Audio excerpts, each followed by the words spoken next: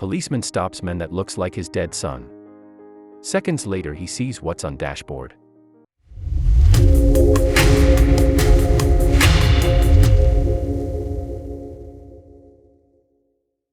Policeman stops man that looks like his dead son.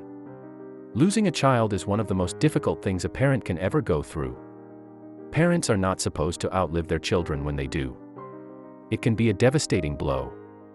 There are many parents who just can't get past the loss of a child. They find a way to go on sometimes, but still the hurt, the sorrow, and the loss never goes away. The child's age at the time of their death or the cause of their death doesn't seem to make a difference. When that child is gone, the parents are going to feel the loss. For the rest of their lives, a police officer lost his son and the hole in his heart still remained. Here's the story of the day. That policeman stopped a man because he looked like his dead son. Seconds later, he sees what's on the dashboard. One morning in April 2017, a man named William Jaswinski was driving down the street when he saw the lights of a police car flashing in his rearview mirror. He saw the lights right away, and he pulled over instantly. As the officer got out of his car and walked over to William, William was wondering why he was being pulled over. Was he driving too fast? Did he run a stop sign? Did he have a tail light out? He wasn't sure why he was being pulled over until the officer got to the window. It turned out the officer just wanted to thank William for his military service. When the officer thanked William for his service, he realized that the officer must have seen the military bumper sticker that William had on the back of his truck. After that, officer thanked William for his service. He asked him where he had served. William told him that he had served in Iraq for 15 months and that he had recently come home. The officer looked at William with sadness in his eyes. He told William that he had never served overseas. However, his son did. He explained how his son had served in Iraq, but sadly never made it home. He was killed in the line of duty. William's heart was broken after hearing the officer's story because he also lost fellow military members and friends in Iraq. As the two men were talking, the officer looked on William's dashboard. He saw an American flag on the dashboard and it was exactly like the one that the officer received when he was told that his son died in Iraq. It was then that the officer asked William a strange question that had never been asked before. The officer asked William if he could have a hug. He didn't ask this question to be weird, or because he was attracted to William. He explained that William had reminded him a lot of his son. He explained that when he first pulled him over for just a second, he thought that William was his son. The officer explained to William that although his son had been gone for a while, he still couldn't believe most days that he was gone. He explained that there were other days that he didn't want to believe his son was gone.